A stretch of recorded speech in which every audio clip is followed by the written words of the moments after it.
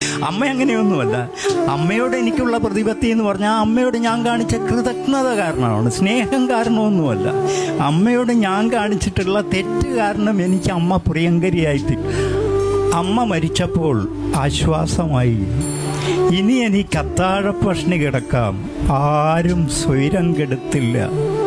ഇനി എനിക്ക് ഉണങ്ങി പാറുന്നത് വരെ തല തുവർത്തണ്ട, ആരും വിടവിടർത്തി നോക്കില്ല. ഇനി എനിക്ക് കിണറിൻ്റെ ആൾമറയിലിരുന്ന് ഉറക്കം തൂങ്ങിക്കൊണ്ട് പുസ്തകം വായിക്കാം.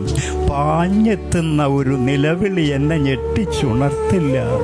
ഇനി എനിക്ക് സന്ധ്യാസമയത്ത് പുറത്തിറങ്ങാൻ ടോർച്ചെടുക്കണ്ട. രോമത്തുളകളിലൂടെ ചോരവാർന്ന് ചത്ത അയൽക്കാരനെ ഓർത്ത് ഉറക്കത്തിൽ എണീറ്റിരുന്ന മനസ്സ് ഇന്നലെ ഇല്ലാതായി. ഇനി എനിക്ക് എത്തിയേടത്തുറങ്ങാം. ഞാൻ എത്തിയാൽ മാത്രം കെടുന്ന വിളക്കുള്ള വീട് ഇന്നലെ കെട്ടും. തൻ്റെ കുറ്റമാണ് ഞാൻ അനുഭവിച്ചത് അത്രയും എന്ന ഗർഭകാലത്തോന്നലിൽ നിന്ന് അമ്മ ഇന്നലെ മുക്തയായി. ഒടുവിൽ അമ്മ എന്നെ പെറ്റു തീർന്നു.